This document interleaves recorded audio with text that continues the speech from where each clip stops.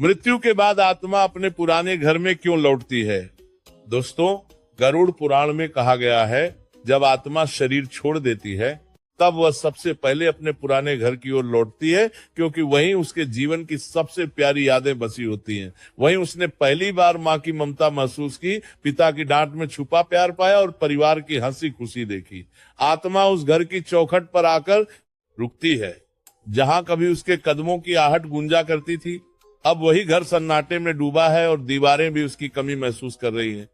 आत्मा देखती है उसकी माँ तस्वीर को देखकर रो रही है, उसके बच्चे उसकी याद में तड़प रहे हैं और परिवार वाले उसे याद कर रहे हैं, आंसू बहा रहे हैं।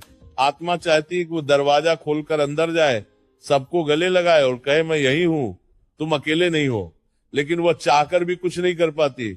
गरुड़ पुराण कहता है, यही आत्मा का सबसे बड़ा दुख होता है।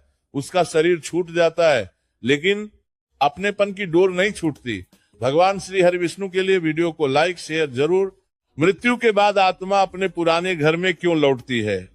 दोस्तों, गरुड़ पुराण में कहा गया है, जब आत्मा शरीर छोड़ देती है तब वह सबसे पहले अपने पुराने घर की ओर लौटती है, क्योंकि वहीं उसके जीवन की सबसे प्यारी यादें बसी होती हैं। वहीं उसने पहली बार माँ की ममता महसूस की, पिता की डांट में छुपा प्यार पाया और परिवार की हंसी खुशी देखी। आत्मा उस घर की चौखट पर आकर रुकती है, जहाँ कभी उसके कदमों की आहट गूंजा करती थी। अब वही घर सन्नाटे में डूबा है और दीवारें भी उसकी कमी महसूस कर रही हैं। आत्मा देखती है उसकी माँ तस्वीर को देखकर रो रही है, उसके बच्चे उसकी याद में तड़प रहे हैं और परिवार वाले उसे याद कर रहे हैं, आंसू बहा रहे हैं। आत्मा चाहती है कि वो दरवाजा खोलकर अंदर जाए, सबको गले लगाए और कहे, मैं यही हूँ, तुम अकेले नहीं हो। लेकिन वह चाहकर भी कुछ नहीं कर पाती। गरुड़ पुराण कहता है, यही आत्मा का सबसे बड़ा दुख होता है। उसका शरीर छूट जाता है, लेकिन अपनेपन की डोर नहीं छूटती। भगवान श्री हरि विष्णु के लिए वीडियो को लाइक शेयर जरूर